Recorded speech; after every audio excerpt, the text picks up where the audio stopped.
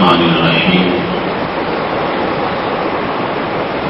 رب اشرح لي صدري ويسر لي أمري واحلل عقدة من لساني يفقهوا قولي. الحمد لله العظيم والصلاة والسلام على من اختص بالخلق العظيم وعلى آله وأصحابه الذين قاموا بداعي الدين القويم. أما بعد فأعوذ بالله من الشيطان الرجيم. بسم الله الرحمن الرحيم. والله جعل لكم من بيوتكم سكنا وجعل لكم من جلود الأنعام بيوتا تستخفونها يوم ذعنكم ويوم إقامتكم. خالق و مالک، ناصر و رازق اللہ تبارک و تعالی جل جلالہ وعم نوالہ کی حمد و ثنا اور شفیع معاشر مالک کوثر محبوب و دلبر احمد مجتبی جناب محمد مصطفیٰ صلی اللہ علیہ وآلہ وصحبہ وبارک وسلم کے دربار رحمت میں ہدیہ درود السلام عرض کرنے کے بعد وارثان منبر و محراب، ارباب فکر و دانش، نہایت ہی محتشم معزز حضرات و خواتین، رب ذوالجلال کے فضل اور توفیق سے آج ہم کو رمضان المبارک کے ان پرکیف لمحات میں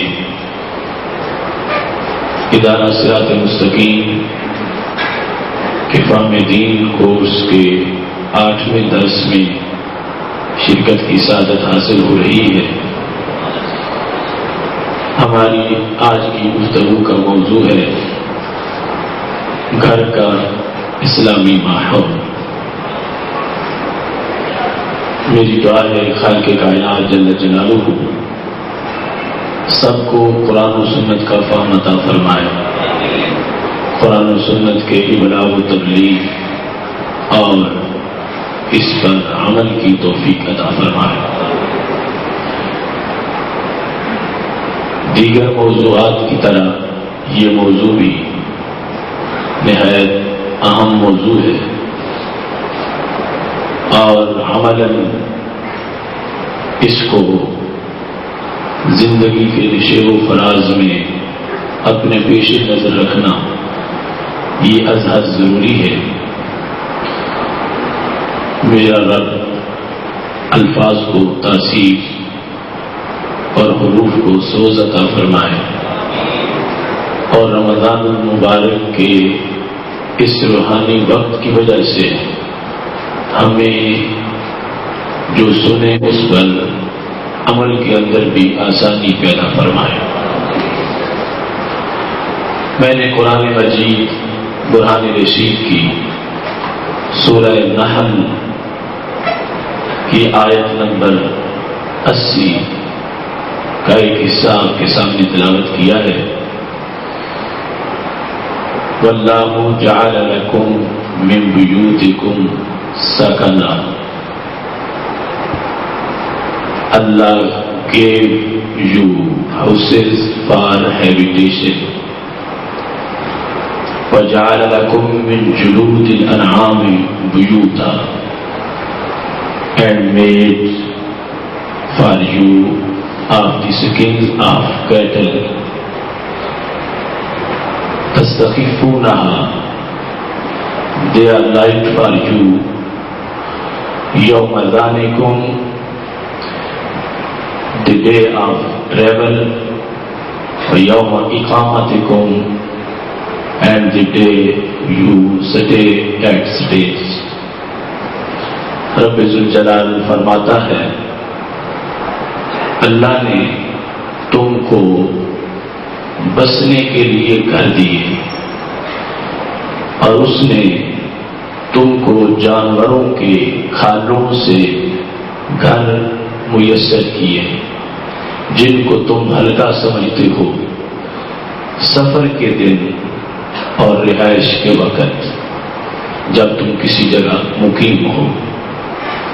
خالق کائنات جل جلالہ نے یہاں اپنے احسانات کا تذکرہ کرتے ہوئے جہاں دیگر بہت سی چیزوں کو ذکر کیا وہاں انسان کے لیے جو اللہ کا گھر کی شکل میں انعام ہے اس کو بھی تفصیل سے ذکر کیا اور گھر کی دو قسموں کو بیان کیا.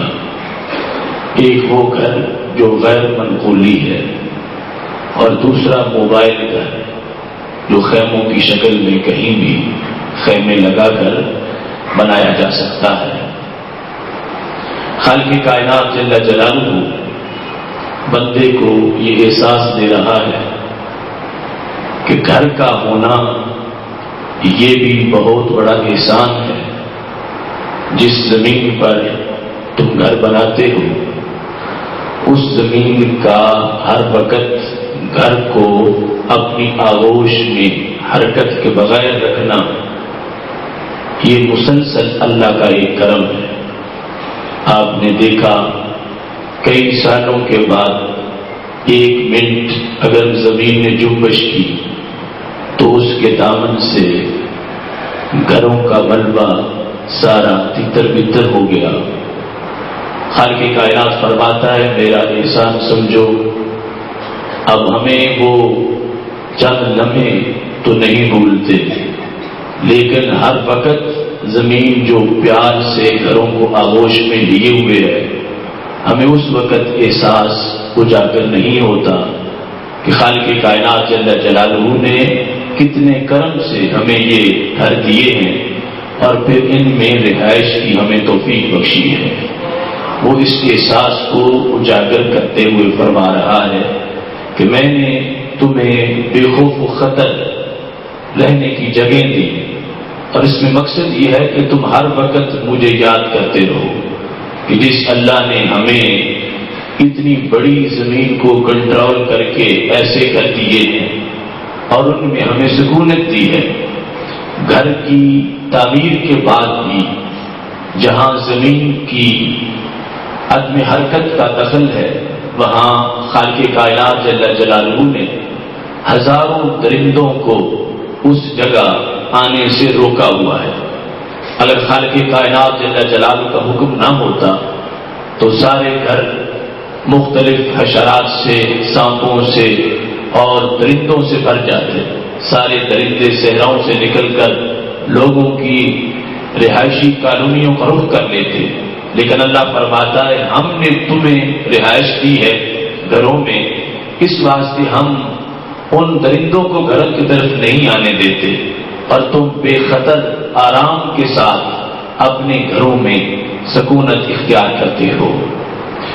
خالق کائنات جل جلالہ نے اس آیت میں حضرت انسان کو گھر کی آغوش میں رہتے ہوئے جو ذمہ داری اس پر عائد ہوتی ہے اس کا درس دیا کہ گھر مقام غفلت نہیں, گھر اللہ کی سرکشی کا مرکز نہیں, گھر اللہ سے عداوت والی جگہ کا نام نہیں, بلکہ گھر تو وہ گہوارہ ہے جو ہر وقت اللہ کے ذکر سے آباد رہنا چاہیے.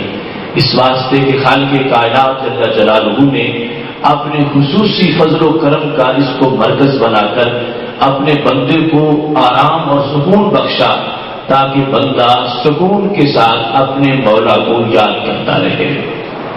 اور یاد رکھیں گھر اینٹوں کا نام نہیں. ویسے تو اس سطح ہستی پر کتنی عمارات اور بلڈنگیں بنی ہوئی ہیں مگر ان کو گھر خاص نسبت کے لحاظ سے کہا جاتا ہے. ہر مکان گھر نہیں ہوتا. گھر کی اینٹوں کے ساتھ انسانی رشتوں کی کچھ تحریریں وابستہ ہوتی ہیں تو پھر اس اینٹوں کے مرکز کو گھر سے تعبیر کیا جاتا ہے۔ خالق کائنات جل جلالہ نے قرآن مجید کے دوسرے مقام پر اسی سورہ نحل کے اندر رب ذوالجلال ارشاد فرماتا ہے واللہ جعل لکم من انفسکم ازواجا، اللہ وہ ہے کہ جس نے تمہارے لیے تمہیں سے تمہاری بیویاں پیدا کی، وجعل لکم من ازواجکم بنین وحفظا، اور پھر اس نے تمہارے لیے تمہاری ازواج سے بیٹے پوتے اور نواسے پیدا کیے۔ رب ذوالجلال اس احساس کو بندے کے اندر اجاگر کر کے گھر کے ماحول کو مکمل فرما رہا ہے کہ ہم نے اس طرح کا ماحول دیا اور تمہاری وحشت کو دور کیا، اس اینٹوں کے مرکز کے ساتھ تمہارا دل لگا دیا، اور پھر اس میں سکون کے لیے رشتوں کے لحاظ سے ہم نے ایک ایسا انسانی ماحول گھر کی شکل میں آباد کیا کہ جس میں رہتے ہوئے تم وحشت زدہ نہیں ہوتے، جس میں رہتے ہوئے تم خوف زدہ نہیں ہوتے، اور جس میں رہتے وقت تمہارے سامنے روشن مستقبل کی امیدیں ہوتی ہیں اور لذیذ اور پرسکون حال کے نظارے ہوتے ہیں۔ خالق کائنات فرماتا ہے ہم نے یہ سب کچھ اس لیے کیا تاکہ تم شکر ادا کرو اپنے رب کا۔ فرماتا ہے وَرَزَقَكُم مِّنَ الطَّيِّبَاتِ، پھر بھوکا بھی گھر میں نہیں رکھا، ایک تو اولاد کا رزق دیا اور وہ پھل دیا، اور پھر ویسے کھانے کو بھی اللہ نے ہر قسم کے پھل عطا کیے۔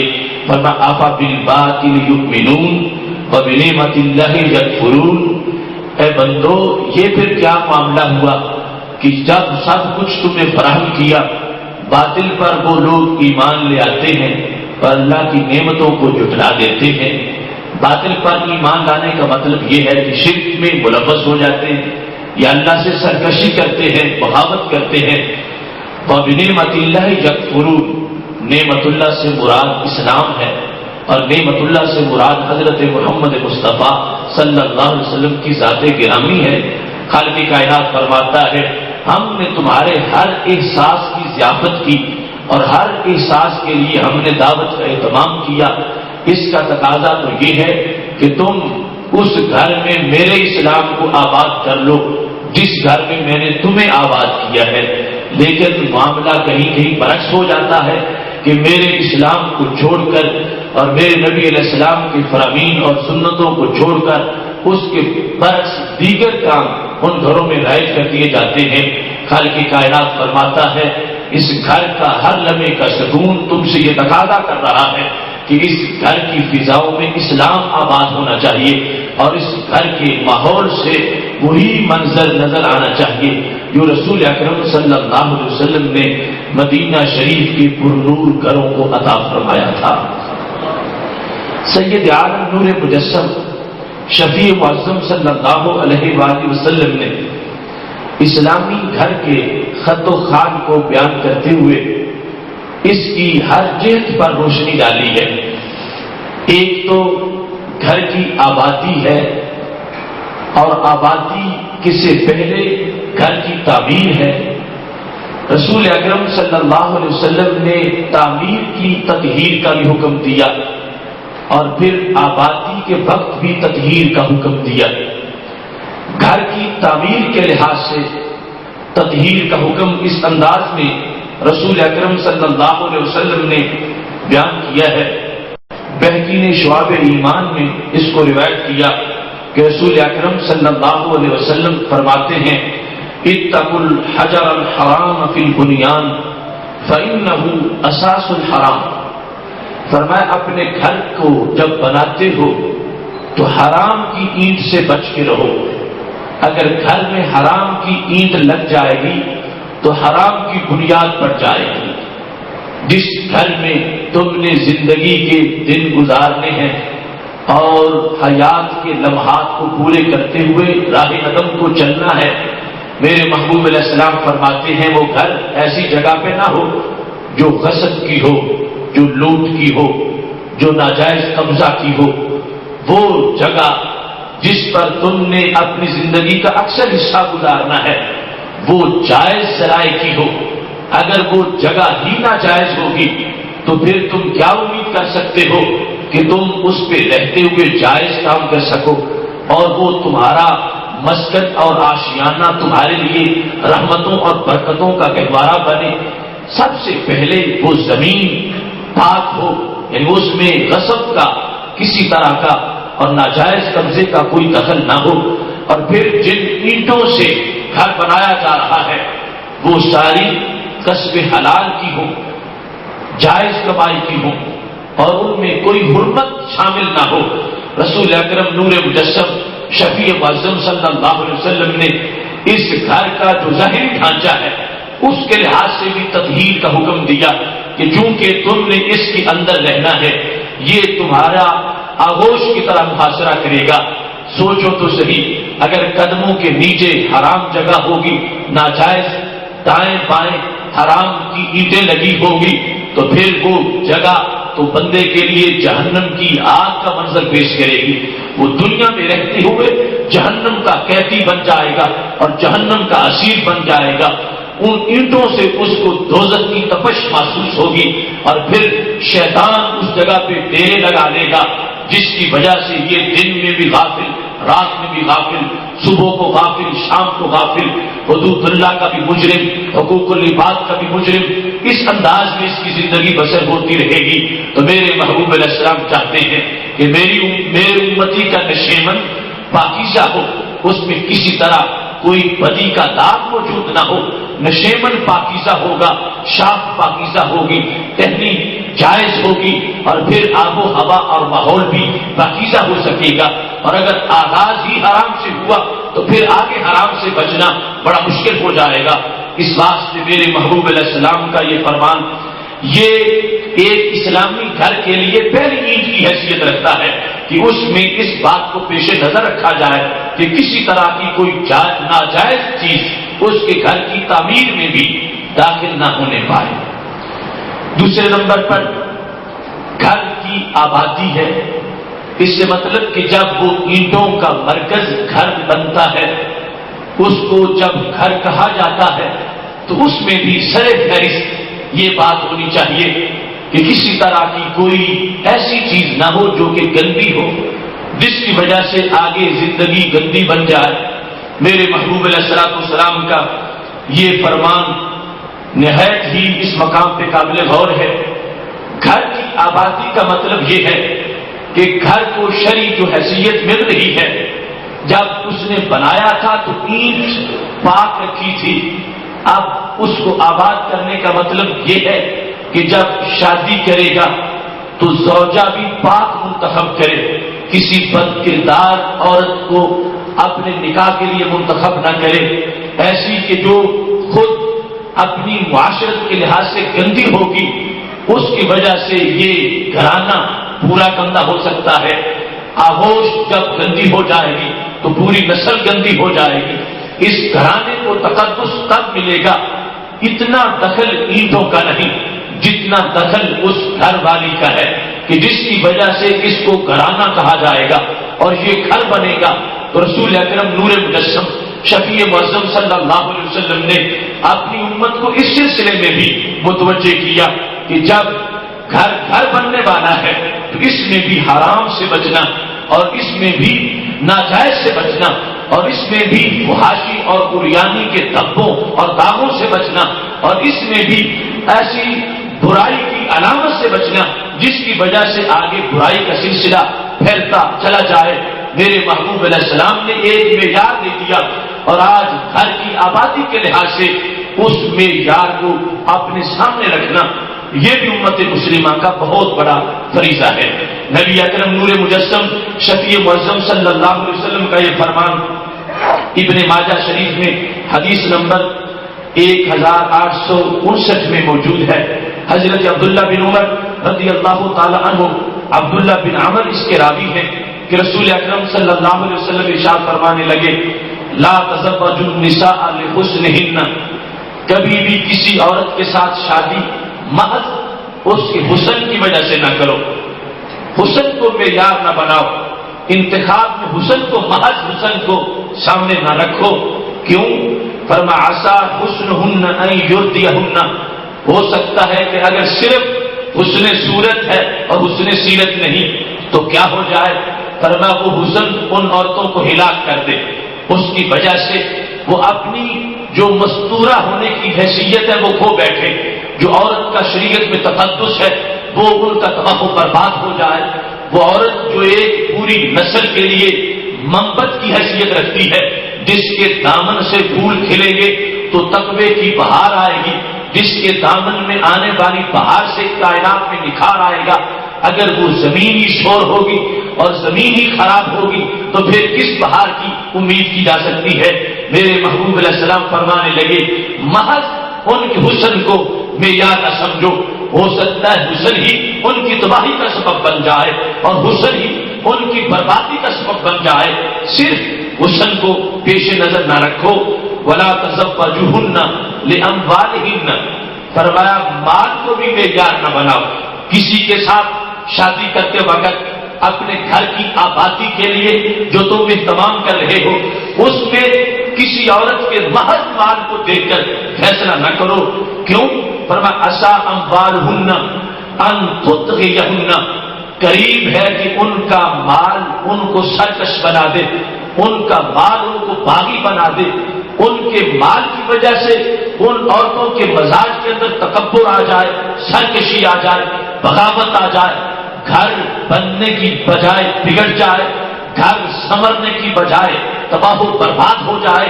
قربان جاؤں ماہ مدینہ حضرت محمد مصطفیٰ صلی اللہ علیہ وسلم تمہارے حکمت بھرے افکار پر اور تمہاری خوشبو سے لبریز باتوں پر کتنے کروڑوں سال کے تجربے جن باتوں کو ہمارے لیے اکٹھا کر سکتے تھے، میرے محبوب علیہ السلام کے ایک جملے میں وہ سارے اکٹھے کر کے بتا دیے ہیں۔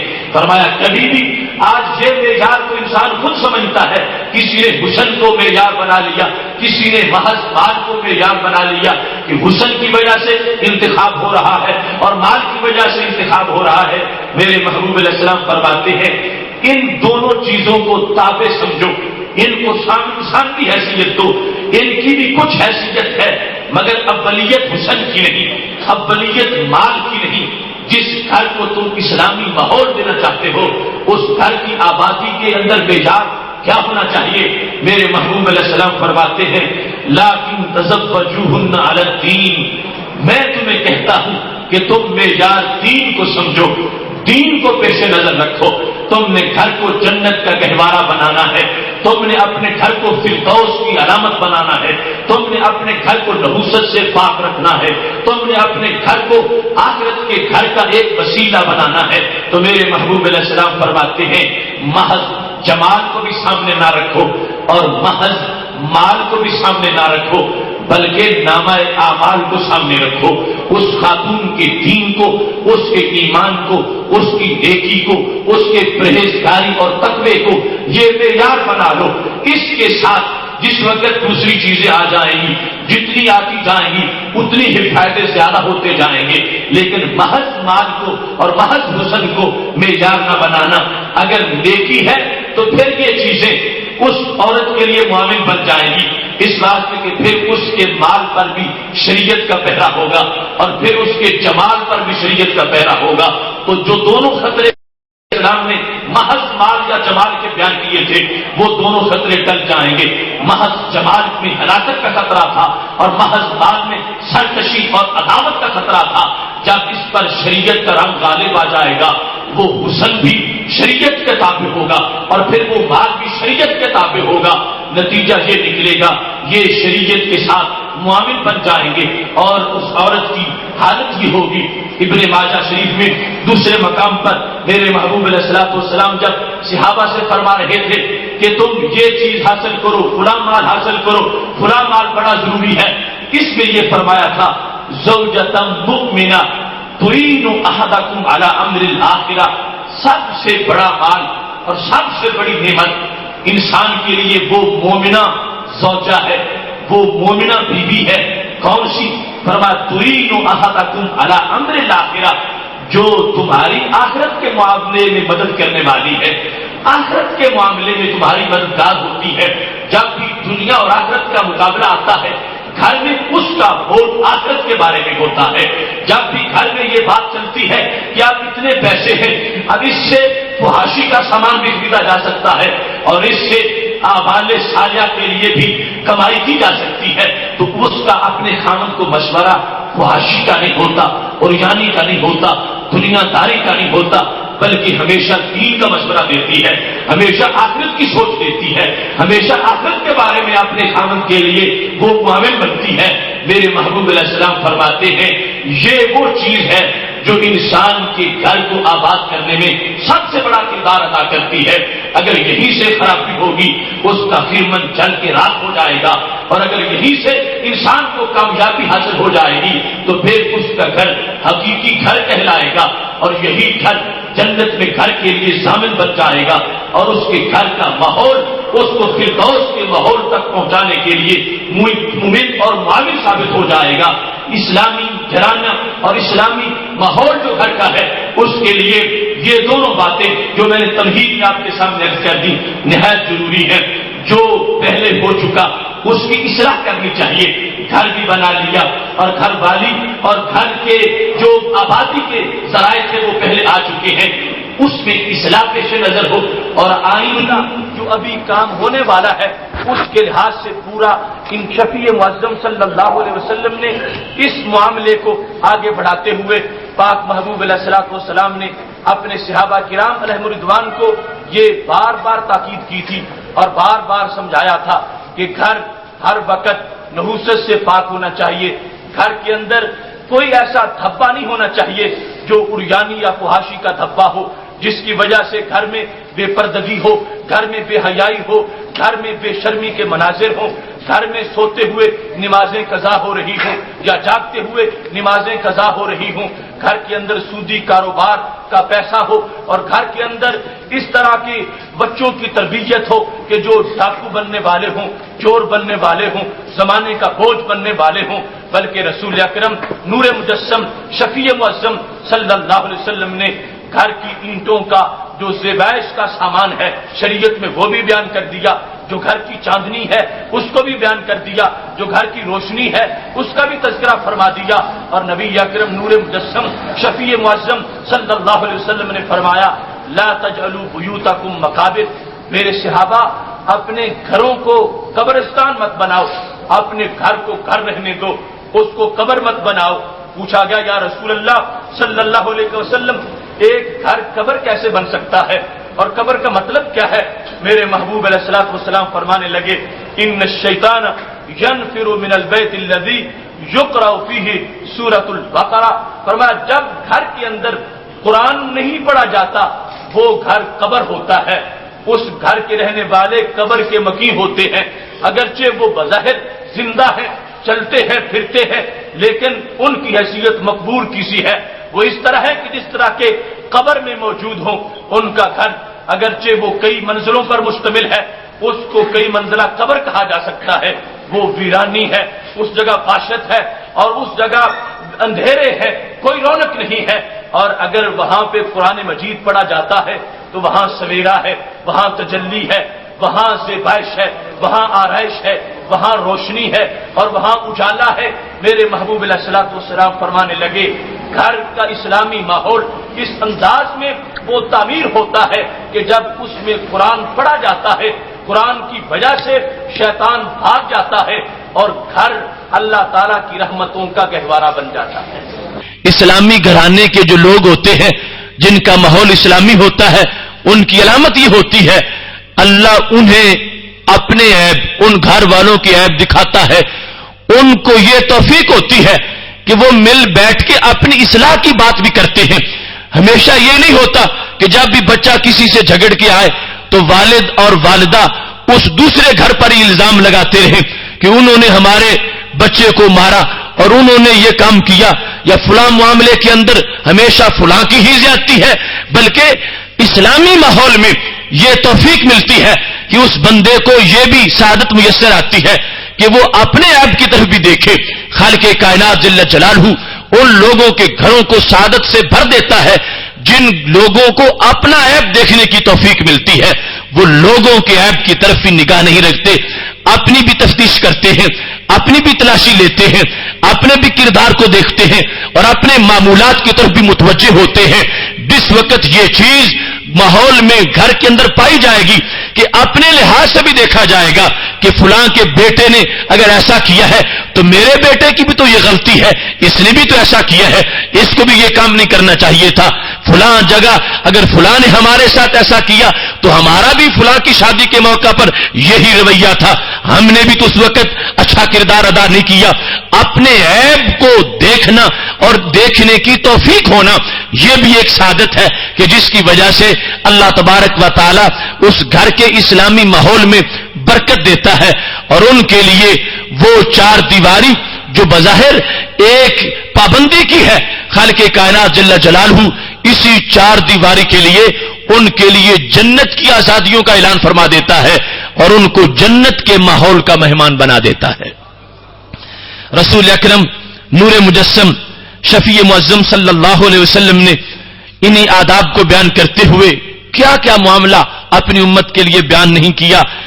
ایک دن یہ ارشاد ہو رہا تھا، اذا کان جنہ اللیل، جب رات کا وقت آ جائے، کفوا صبیانکم، میری امت اپنے بچوں کو گھروں میں روک لیا کرو، شام کے وقت ان کو گھروں سے باہر نہ نکلنے دیا کرو، شام کے وقت ان کو گھروں میں رکھو. کیوں؟ فرمایا ان الشیطان ینتشر حینئذ، جب سورج غروب ہو رہا ہوتا ہے اس کے فوراً بعد شیطان دوڑتے ہیں، بھاگتے ہیں، چکر لگاتے ہیں، اسی دوران وہ بچوں کو اغوا کرتے ہیں، اسی دوران وہ جنوں کا حملہ ہوتا ہے. فرمایا بالخصوص یہ وقت جو غروب شمس کا ہے اس وقت اپنے بچوں کو روک کے رکھو. فَإِذَا ذَهَبَ سَاعَةٌ مِّنَ اللَّيْلِ فَخَلُّهُمْ، جب تقریباً 1 گھنٹے کا ٹائم گزر جائے تو پھر ضرورت کے پیش نظر ان کو گھر سے چھوڑ بھی سکتے ہو کہ وہ گھر سے نکل لیں، باہر جا سکیں.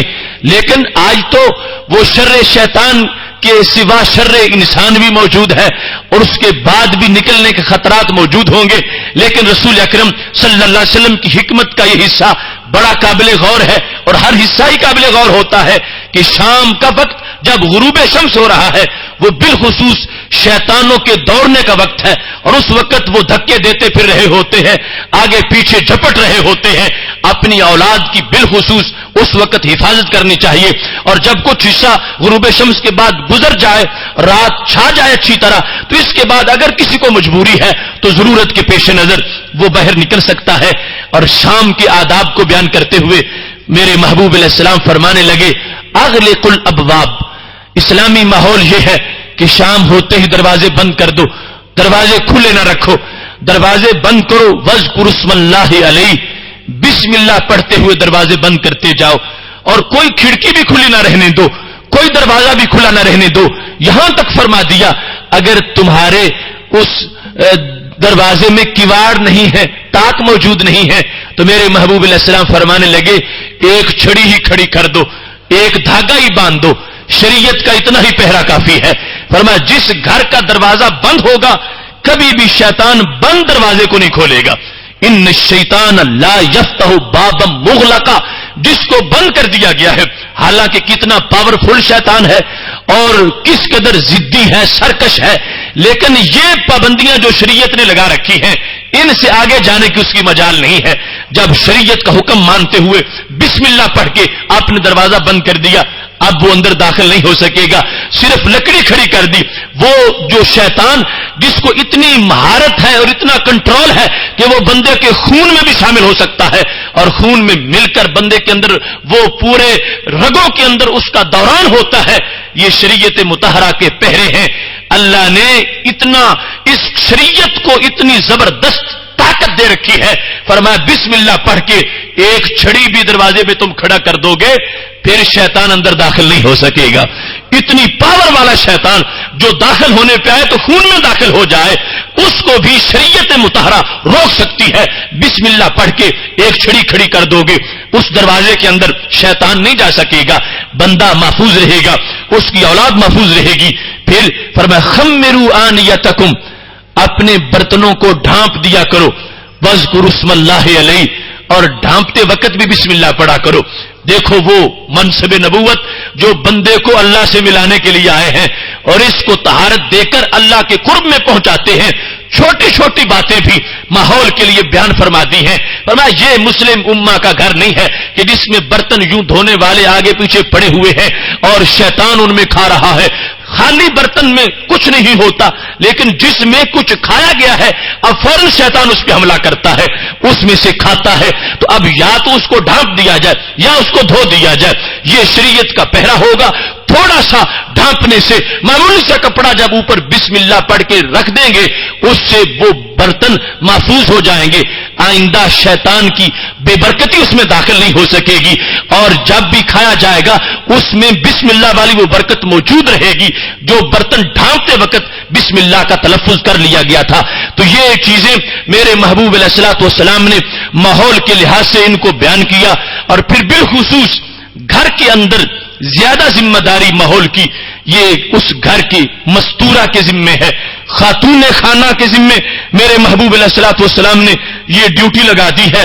اور بخاری شریف میں محبوب علیہ السلام کا یہ فرمان موجود ہے، المرأۃ فی بیت زوجہا راعیہ، کہ عورت اپنے گھر کے اندر اپنے خامد کے گھر میں حکمران ہے، راعیہ ہے، اس کا کنٹرول ہے، اس کی نگرانی ہے، اس کی نگہبانی ہے۔ خامد گھر سے باہر چلا جائے گا، یہ گھر کو سنبھالنا پیچھے اس کا کام ہے، اور اس کو شیطانی وساوس سے پاک رکھنا یہ اس کی ذمہ داری ہے کہ گھر میں کوئی ایسی چیز داخل نہ ہونے دے کہ جس کی وجہ سے گھر کے ماحول میں خرابی لازم آتی ہو، اور بالخصوص پردے کے لحاظ سے نہ تو خود بے پردہ باہر نکلے اور نہ ہی کسی غیر محرم کو اپنے گھر میں داخل ہونے کی اجازت دے۔ یہ آج جو ہمارے ماحول بنے ہوئے ہیں کہ خامند کے دوست بھی گھر میں کھلے آ رہے ہیں اور جا رہے ہیں اور غیر محرم آ رہے ہیں اور سارا معاملہ ایسا ہو رہا ہے، میرے محبوب علیہ الصلوۃ والسلام نے اس کو اسلامی ماحول کے لیے زہر قاتل قرار دیا ہے کہ اس کی وجہ سے تمام روحانیت جو گھر کی ہے وہ تہہ بالا ہو جائے گی۔ جس وقت پابندی پردے کے لحاظ سے ہوگی اس میں اتنی برکتیں آ جائیں گی کہ گھر کے اندر رہتے ہوئے بندہ اگرچہ بظاہر کسی بندگی میں مصروف نہیں، اللہ ہر سانس میں اس کو بندگی کا ثواب عطا فرمائے گا۔ کیا طریقہ ہے اس کا؟ رسول اکرم صلی اللہ علیہ وسلم نے ارشاد فرمایا ہے، طبرانی کی 11ویں جلد صفحہ نمبر 191 پر یہ حدیث شریف ہے، میرے محبوب علیہ السلام فرماتے ہیں گھر کے اسلامی ماحول میں ایک نظر بچہ اٹھا کے اپنے باپ کو دیکھتا ہے اور اپنی والدہ کی طرف دیکھتا ہے، اور ایک نظر باپ بچے کو دیکھتا ہے۔ اب بظاہر یہ ایک خونی تعلق ہے اور بچہ باپ کو دیکھ کے خوش ہو رہا ہے اور باپ جو ہے وہ بچے کو دیکھ کے خوش ہو رہا ہے، لیکن اس میں خونی تعلق کے ساتھ روحانی تعلق کیسا ہے؟ میرے نبی علیہ السلام فرماتے ہیں اذا نظر الوالد الی ولدہ، جس وقت باپ اپنے بیٹے کو دیکھتا ہے فسرہ، اور اسے بیٹا اچھا لگتا ہے، خوش ہوتا ہے، وہ اپنے بیٹے کو دیکھ کر اپنے بیٹے کی عادات کو دیکھ کے خوش ہوتا ہے، اس کی اخلاق کو دیکھ کر خوش ہوتا ہے، جس وقت اسے خوشی حاصل ہوتی ہے کان للولد اتق نسمہ، اس کے بیٹے کو ایک غلام کے آزاد کرنے کا ثواب مل جاتا ہے۔ باپ نے خوش ہو کے بیٹے کو دیکھا، بیٹے نے باپ کو خوش کرنے والے کام کیے، اور خوشی کا معیار اسلامی تھا۔ اس بنیاد پر باپ دیکھ رہا ہے، ہر نگاہ جب دیکھتا ہے وہ دن میں 1000 بار دیکھتا ہے تو بیٹے کو 1000 غلام آزاد کرنے کا ثواب ملتا ہے، اور اگر 10,000 بار باپ بیٹے کو دیکھتا ہے تو بیٹے کو 10,000 غلام آزاد کرنے کا ثواب ملتا ہے۔ اور پھر دوسری طرف سے ما من ولد ينظر الى والديه نظرۃ رحمہ، میرے نبی علیہ السلام فرماتے ہیں کہ جس وقت ایک بیٹا اپنے باپ کی طرف دیکھتا ہے اور نظر رحمت سے دیکھتا ہے، پیار سے دیکھتا ہے، گھور کے نہیں دیکھتا، عداوت اور سرکشی سے نہیں دیکھتا جس طرح کی بگڑی ہوئی اولاد ہوتی ہے. نہیں، بیٹا مطیع ہے، بیٹا فرما بردار ہے، بیٹا والدین کے ساتھ حسن سلوک کا علمبردار ہے. وہ بیٹا جب باپ کی طرف دیکھ رہا ہے، اگرچہ اس میں باپ کو اس نے کھانا نہیں کھلایا، دیکھنے میں اس نے کوئی باپ کو کپڑے نہیں پہنا دیے، صرف پیار سے شفقت سے باپ کو من حیث الوالد دیکھا ہے، اس کو کیا ملے گا؟ میرے محبوب علیہ السلام فرماتے ہیں الا کتب اللہ لہ بکل نظر حجۃ مبرورا، ہر نظر میں اللہ اس بیٹے کو مقبول حج کا ثواب عطا فرمائے گا. اب دیکھو اسلامی ماحول کی کتنی برکتیں آئیں. صدیوں کا سفر گھنٹوں میں طے ہو سکتا ہے اور لاکھوں خرچ کرنے کے جو اسفار ہیں وہ مفت میں برکتیں حاصل ہو سکتی ہیں. فرمایا جس وقت اس نے اپنے والد کی طرف یا والدہ کی طرف ادب سے دیکھا، پیار سے دیکھا، اگرچہ اس وقت یہ تہجد نہیں پڑھ رہا تھا، جب دیکھ رہا تھا اس وقت یہ طواف نہیں کر رہا تھا، جب گھر میں ہی اپنے والدین کی زیارت کر رہا تھا تو صفا مروہ میں ساج نہیں کر رہا تھا، اپنے گھر میں ہی بیٹھا تھا. لیکن وہ رب جو وہاں طواف کروا کے حج کا ثواب دے سکتا ہے وہ اس اسلامی ماحول پر گھر میں بھی ثواب عطا فرما سکتا ہے. فرمایا جس وقت یہ انداز ہوگا ہر لمحہ یہ دنیا داری کا بھی دین کا معاملہ بن جائے گا اور خالق کائنات جل جلالہ جانبین کو اس پر اجر عظیم عطا فرما دے گا. رسول اکرم نور مجسم شفیع معظم صلی اللہ علیہ وسلم کے پاس ایک خاتون آ گئیں جن کا نام حضرت اسماء بنت یزید انصاریہ ہے. حضرت اسماء بنت یزید انصاریہ نبی اکرم صلی اللہ علیہ وسلم کے پاس پہنچی. کنز العمال جلد نمبر 16 صفحہ نمبر 411 پر یہ حدیث شریف ہے. اسماء بنت یزید کہنے لگیں یا رسول اللہ صلی اللہ علیہ وسلم انا وافدۃ النساء الیک، میں آج خود نہیں آئی، مجھے خواتین نے اپنا ترجمان بنا کے بھیجا ہے، میں سب خواتین کی صحابیات کی نمائندہ بن کے آئی ہوں اور ان کا ایک مطالبہ تھا وہ میں لے کر آپ کے پاس پہنچ گئی ہوں. رسول اکرم نور مجسم شفیع معظم صلی اللہ علیہ وسلم نے فرمایا کیا مطالبہ ہے؟ صحابیات کیا چاہتی ہیں؟ میرا کلمہ پڑھنے والی خواتین کو کس چیز کی تڑپ ہے؟ قربان جائیں ان کی نیکی کے جذبے پر اور طہارت کی تڑپ پر. صحابیات کو اگر تقاضا تھا تو کس چیز کا تقاضا تھا؟ رسول اکرم صلی اللہ علیہ وسلم سے وہ کہنے لگیں کہ ساری خواتین یہ کہہ رہی ہیں ان الرجال فضلوا علینا بالجمع والجماعات. یا رسول اللہ صلی اللہ علیہ وسلم یہ مرد تو ہم سے کہیں آگے نکل گئے، ان کو نیکی کے زیادہ مواقع میسر ہیں اور ہمیں نیکی کے تھوڑے مواقع میسر ہیں، ان کے لیے زیادہ چانسز ہیں ہمارے لیے تھوڑے ہیں. یہ جماعات میں جاتے ہیں، جمعے میں جاتے ہیں، وعیادت المرضى مریضوں کی عیادت کرتے ہیں، وشہود الجنائز جنازے پڑھتے ہیں، جنازے کے اندر شریک ہوتے ہیں، والحج والعمرہ عمرہ کے لیے جاتے ہیں، حج کے لیے جاتے ہیں، والرباط تلواریں لے کر میدان جہاد میں ہوتے ہیں. ان کے لیے مواقع زیادہ ہیں. مطلب یہ تھا ہم اگرچہ اجازت تو ہے ہمیں بھی جماعت کے ساتھ جا کے پڑھ لیں مگر پابندیاں ہیں، ان کے ساتھ جائیں گی تو پابندی ہوگی، حجاب ہوگا تو جا سکیں گی، نہیں ہوگا تو گناہگار ہو جائیں گی، اور پھر ہمارے لیے طہارت ہوگی تو جائیں گی، اگر مخصوص دن ہوں گے تو نہیں جا سکیں گی. جبکہ مردوں کے لیے تو ایسی کوئی پابندی نہیں ہے، وہ چہرے کے حجاب کے بغیر جائیں گے، ان کے پاس کپڑا نہیں ہوگا سر ڈھانپنے کے لیے، چہرہ ڈھانپنے کے لیے وہ جا سکیں گے. پھر ان کے لیے کوئی ایسے دن نہیں کہ جن میں ان کو منع کیا گیا ہو، ہمارے لیے ایسے دن موجود ہیں. اور پھر ہم تو جہاد میں وہ کردار ادا نہیں کر سکتی جو مرد ادا کرتے ہیں. پھر ان کے لیے عمرہ پر جانے کے مواقع زیادہ ہیں، حج پر جانے کے مواقع زیادہ ہیں. ہم ہو سکتا ہے پہنچے اور پھر بھی مخصوص ایام کی وجہ سے ہم محروم رہ جائیں.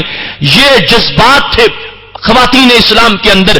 انہوں نے حضرت اسماء بنت یزید کو بھیج دیا کہ جاؤ تم نبی علیہ السلام سے بات کر لیتی ہو، ہماری بھی جا کے ترجمانی کر دو اور محبوب علیہ السلام سے عرض کرو فضلوا علینا، ہمارا کوئی بندوبست کرو، ہم بھی تقوی میں ان کے ساتھ شامل ہونا چاہتی ہیں. ہمیں بھی فضیلت ان جیسی ملنی چاہیے. آج سوچ کتنی بدل گئی. آج وہ کچھ خواتین جو مغرب زدہ ہیں وہ نعرے لگا رہی ہیں ہم مردوں کے شانہ بشانہ چلیں گے, ہم مردوں کے شانہ بشانہ, ہمیں حقوق چاہیے, ہمیں مردوں کے ساتھ شانہ بشانہ یہ سہولیات چاہیے. حالانکہ اسلام نے جو حقوق عورت کو دیے اتنے تو حقوق کوئی کسی کو دے ہی نہیں سکتا. اور تڑپ اس وقت خواتین کی شانہ بشانہ کس لحاظ سے تھی کہ جتنی نیکی یہ کرتے ہیں اتنی نیکی ہماری بھی ہونی چاہیے, جتنے سجدے یہ کرتے ہیں اتنے سجدے ہمارے بھی ہونے چاہیے, جتنے عمرے یہ کرتے ہیں اتنے عمرے ہمارے بھی ہونے چاہیے, اور بدر و حنین کے مار کے جتنے یہ کرتے ہیں اتنے مار کے ہمارے بھی ہونے چاہیے, یا پھر اس کی عوض ہمیں کچھ ملنا چاہیے. یا رسول اللہ صلی اللہ علیہ وسلم ہمارا تو بڑا خسارہ ہو جائے گا, ان کو ہم پر فضیلت دے دی گئی, ان کے لیے مواقع بہت زیادہ ہیں اور ہمارے لیے مواقع بہت تھوڑے ہیں. اب ایک تو عمومی طور پر خواتین کے لیے اس میں سبق ہے, اور دوسرا ہمارے آج کے ماحول کے لحاظ سے کہ گھر کا اسلامی ماحول, اس میں جو عورت کا بڑا کردار ہے اس کا عورت کو فائدہ کتنا ہے اور اس کی وجہ سے عورت کو کتنی بڑی بلندی ملنے والی ہے. جس وقت سوال مکمل ہو گیا اور صحابیہ نے دل کھول کے اپنے جذبات کا اظہار کر لیا کہ فلاں فلاں چیزیں ہیں ان میں ہم پیچھے رہ چکی ہیں اور مردوں کو ہم پر فلاں فلاں معاملے میں ترجیح دے دی گئی ہے. جس وقت رسول اکرم نور مجسم شفیع معظم صلی اللہ علیہ وآلہ وسلم نے یہ سن لیا تو کیا فرما, ان صارفی ایتھا المرأہ, لو اب تم نے بات پوری کر لی, جواب سن کے گھر چلی جاؤ, جواب سن کے واپس پہنچو. وعالمی من وراءک, اور جو پیچھے تمہارے انتظار میں بیٹھی ہیں ان کو جا کے بتا دو, جنہوں نے تجھے بھیجا ہے اپنی لیڈر بنا کے سوال کرنے کے لیے وہ ساری منتظر بیٹھی ہوں گی, جاؤ میرا جواب جا کے ان کو سنا دو.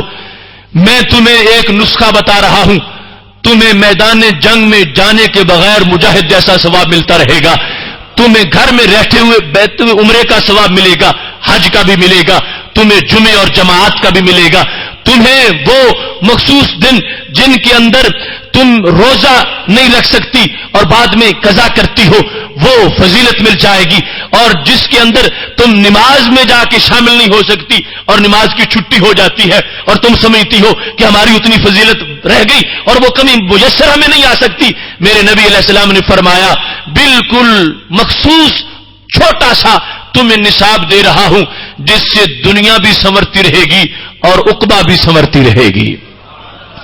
کیا ارشاد فرما دیا, فرما ان حسن تباول احدا کن لزوجہا, فرما تم میں سے وہ خاتون جو اپنے خامند کے ساتھ اچھا سلوک رکھتی ہے, حسن تباول احدا کن لزوجہا, خامند سے مفت جھگڑے نہیں کرتی, خامند کے ساتھ ضد نہیں کرتی, ہٹ دھرم نہیں بنتی, اور ماحول کو گھر کو حالات کو سمجھ کے خامند کے ساتھ چلتی ہے.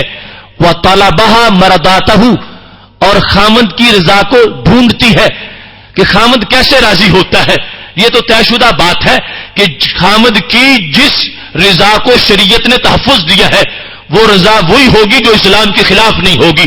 میرے محبوب علیہ السلام فرمانے لگے, جاؤ اسماء جا کے صحابیات کو بتا دو تم میں سے جو اپنے گھر میں بیٹھی ہوئی اپنے خامند کی خدمت کرتی ہے اور اپنے خامند کی رضا کو تلاش کرتی ہے, واتباعها موافقتہ, اور اس کے ساتھ موافقت کرتی ہے, مخالفت نہیں کرتی, اس کے ساتھ جھگڑے نہیں کرتی, اور اس کے دیے ہوئے پر شکر کرتی ہے اور احسان کو احسان سمجھتی ہے. فرمایا یا دلو ذالک کلہ, جو خاتون اپنے گھر میں رہ کر اپنے خامند کی خدمت کر رہی ہے ہم نے اس کو اس عمل پر پہلی ساری نیکیوں جتنا اجر عطا فرما دیا ہے. تم گھبراؤ نہیں میری امت کی خواتین, تم اپنے گھر کو اسلامی ماحول میں رکھو, تم اپنے گھر کو پردے میں رکھو, تم اپنے آپ کو پردے میں رکھو, تم اپنے گھر کو شرم و حیا کا گہوارہ بنا دو, تم نماز جو وقت ہے جن میں وہ پڑھتی رہو, تم حقوق کا خیال رکھو. گھر میں رہتے ہوئے تمہارا عمرہ بھی ہے, گھر میں رہتے ہوئے تمہارا حج بھی ہے. اگر سعادت ملے گی توفیق ہوگی جاؤ گی وہ علیحدہ عزت ہے اور علیحدہ تقویٰ ہے, لیکن گھر میں رہتے ہوئے صرف اس اس بنیاد پر کہ اللہ نے ڈیوٹی لگا دی ہے کہ اب اس گھر میں میں نے بچوں کی دیکھ بھال کرنی ہے, میں نے خامد کی خدمت کرنی ہے. میرے محبوب علیہ الصلوۃ والسلام فرما رہے ہیں یا دل و ذالک کلہ, جتنی نیکیوں کا پیچھے ذکر کیا گیا ہے, تمہارا گھر میں رہ کر با پردہ بیٹھ کر اپنے خامد کی خدمت کرتے رہنا اور آخرت کے معاملے میں اس کی معاون بننا اور اس کو نیکی کا مشورہ دینا, تمہارا یہ عمل ایسا عمل ہے کہ جس کو اللہ نے تمام جہادوں کے, حجوں کے اور عمروں کے برابر فرما دیا ہے. محتشم سامعین حضرات, اب گھر کا یہ ماحول, اس میں رسول اکرم نور مجسم شفیع معظم صلی اللہ علیہ وسلم کی تعلیمات کے جو بڑے بڑے خد و خال ہیں ان کو سامنے رکھتے ہوئے ہم اپنے موضوع کو مکمل کر رہے ہیں کہ گھر میں پردے کی پابندی ہو, گھر میں کوئی ایسی صورت نظر نہ آئے کہ جس کی وجہ سے فرشتوں کا داخلہ ممنوع ہو جائے اور شیطان وہاں ڈیرے لگا لے. کیونکہ جس گھر کے اندر صبح کی نماز کے وقت بھی لوگ سوئے ہوئے ہوتے ہیں, وہاں شیطان آ کے ان کے کانوں میں پیشاب کرتا ہے اور پھر وہ سارا گھر ہی شیطان کا گٹر بن جاتا ہے. اسلامی ماحول یہ ہے کہ صبح کے وقت سارے بیدار ہو چکے ہوں, اور یہ جو کلچر ہے کہ رات کو جاگتے رہنا اور بڑی دیر تک جاگتے رہنا اور صبح سوئے رہنا اور سورج کے طلوع ہونے کے بعد بھی سوئے رہنا, یہ اسلامی کلچر نہیں ہے اور یہ اسلامی ماحول کا حصہ نہیں ہے. رات کو عشاء پڑھ کے جلد سو جایا جائے, لیکن صبح دم سحر اٹھ کر اللہ کے حکم کے مطابق اپنے سفر کا آغاز کر لیا جائے. کیونکہ جب انسان سوتا ہے شیطان گرا لگاتا ہے اس پر اور کہتا بڑی لمبی رات ہے سویا جا, کئی گرے لگا دیتا ہے, مسلسل گرا کے اوپر گرا لگاتا ہے. لیکن جب ایک بندہ صبح اٹھتے ہی جب اس نے آنکھ کھول لی تو سب سے پہلے اللہ کہا, ایک گرا کھل گئی, جب وضو کیا دوسری کھل گئی, جب نماز پڑھی تو تیسری بھی کھل گئی. اب کیا ہے, سارا دن شیطان سے آزاد ہو گیا ہے اور نیکی میں رہے گا. لیکن جس نے ایسا نہیں کیا وہ تو شیطان کا اسیر رہے گا, وہ قیدی رہے گا. اس کو گھر کا اسلامی ماحول میسر نہیں آیا تو وہ شیطان کی غلامی میں چلا جائے گا. پھر گھر میں شیطان کا داخلہ بند کرنے کے لیے تلاوت قرآن مجید ہے, نماز ہے, اور پھر شیطان کا جو دعوت کا کام ہے, جہاں شیطان جھپٹ کے جاتا ہے, لپک کے جاتا ہے, کودتا ہوا جاتا ہے, وہ جگہ ہیں جہاں کوئی انسان ننگا بیٹھا ہوا ہے یا جس جگہ پہ کوئی عورت بے پردہ بیٹھی ہوئی ہے, یہ شیطان کے لپکنے کی جگہ ہے. جس جگہ گانا لگا ہوا ہے, جس جگہ فلمیں لگی ہوئی ہیں, یہ ساری دعوتیں ہیں شیطان کی. یعنی شیطان مطلع ہوتا ہے اور فوراً پہنچتا ہے. جو شخص اپنے گھر میں ایسے کام بھی کرے اور پھر رحمت کی امید بھی رکھے, اسے ہرگز ایسی امید وہ کیسے رکھ سکتا ہے جب رسول اکرم نور مجسم شفیع معظم صلی اللہ علیہ وسلم نے واضح فرما دیا کہ جس کان میں میوزک داخل ہو رہی ہے اس میں شیطان کا پیشاب داخل ہو رہا ہے, اور جس زبان سے گانا نکل رہا ہے, خواہ خود بولا جا رہا ہے, خواہ ٹیپ ریکارڈر سے آواز آ رہی ہے, خواہ ٹی وی کی سکرین سے, میرے محبوب علیہ السلام فرماتے ہیں یہ اس پیپ سے برا ہے کہ جس سے بندے کا پیٹ بھر جائے. یہ ایک گانا اس پیپ سے کہیں زیادہ برا ہے. یہ اسلامی ماحول کی پابندیاں ہیں, پابندیاں معمولی سی ہیں, ان میں کوئی مشکل نہیں ہے. لیکن جس وقت ان پابندیوں کو ہم پیش نظر رکھتے ہیں, اس سے جو فائدہ ہوتا ہے اس فائدے کا اندازہ ہی نہیں لگایا جا سکتا. کتنا زیادہ فائدہ ہوتا ہے.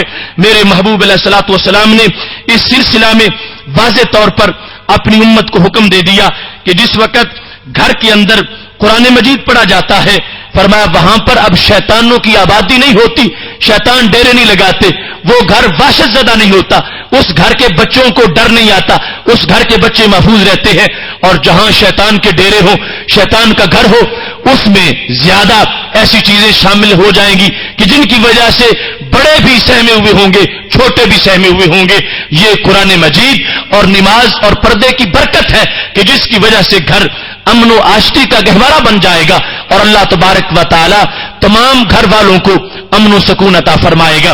اس موضوع کی آخری بات جو پورے موضوع کا خلاصہ ہے وہ میرے محبوب علیہ الصلوۃ والسلام کا یہ فرمان ہے, جب نہایت ہی آہ بھر کے یہ فرما رہے تھے بدا الاسلام و غریبا و سیعود و غریبا, فرمایا یہ اسلام جس وقت چلا تھا اجنبی تھا اور پھر اجنبی بن جائے گا. درمیان میں اس کو شوکت مل گئی, فتوحات ہو گئی, اسلام کا راج ہو گیا. اسلام کے عمل کے پیکر معاشرے میں نظر آ رہے تھے اور زمین پر ایسے انسان تھے کہ جن پہ فرشتوں کو رشک آ رہا تھا. فرمایا پھر اسلام اجنبی ہو جائے گا. اجنبی وہ ہوتا ہے جس کا گھر نہ ہو. اسلام کے اجنبی ہونے کا مطلب کیا ہے کہ مسلمان اپنے گھروں میں اسلام کو نہیں رہنے دیں گے. مسلمانوں کے گھر اسلام کے گھر نہیں ہوں گے. مسلمانوں کے گھر اسلام کے گھر نہیں ہوں گے. آج وہ دن اسلام کے لیے اس زمین پہ موجود ہے. اسلام بے گھر ہو گیا ہے اور اسلام والے اپنا گھر اسلام کو دیتے ہی نہیں ہیں. اس سے بڑی بے وفائی کیا ہوگی اور اس سے بڑا ظلم کیا ہوگا. وہ پیارا مہمان جو مدینہ شریف سے آیا ہوا ہو, بدر حنین کے راستے سے گزرا ہوا ہو اور کربلا کی قربانی دے کے آیا ہوا ہو اور رات کے وقت رہنے کے لیے گھر میں جگہ مانگے, اور اسی اسلام کا میزبان مسلمان اپنے عمل سے جواب دے رہا ہو اسلام تیرے رہنے کی جگہ تو میرے گھر میں نہیں ہے, تو کہیں اور چلا جا. میرے گھر میں حرام خوری بھی ہے, حرام کاری بھی ہے, بے حیائی بھی ہے, بے شرمی بھی ہے, نماز کی قضا بھی ہے, سودی کاروبار بھی ہے. اے اسلام پھر جو بیزار ہو کے تو آخر شب نکل جائے گا, تیرا گزارا میرے گھر نہیں ہو سکے گا, ابھی تو کوئی اور گھر تلاش کر لے. اس سے بڑا بھی اسلام کے ساتھ کوئی بے وفائی اور ستم کا معاملہ ہو سکتا ہے؟ وائے ناکامی متائے کارواں جاتا رہا, کارواں کے دل سے احساس زیاں جاتا رہا. آج ہم نے اسلام کے لیے اس مہمان کے لیے اپنے گھروں کو اس قدر بنا دیا ہے کہ جو اس کی ضیافت کے اہل ہی نہیں رہے. ہمیں اپنے گھروں کو ایسا اسلامی ماحول دینا چاہیے.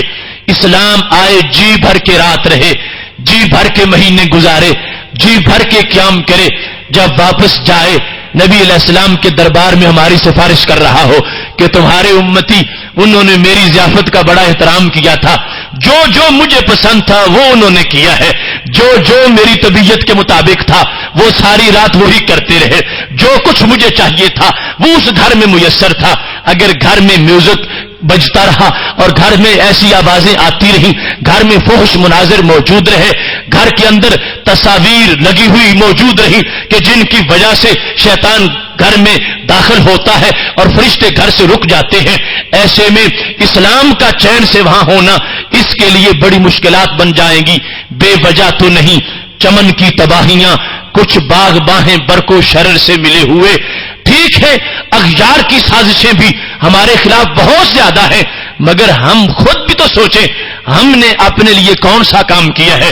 ہمارے گھروں میں تو امریکہ نے ہمیں نہیں روکا ہوا کہ ہم نماز پڑھا کریں, ہم اچھا کام کریں, ہم گھروں کو پاک رکھیں, گھروں کو صاف کر دیں, گھروں کو فحاشی سے دور رکھیں.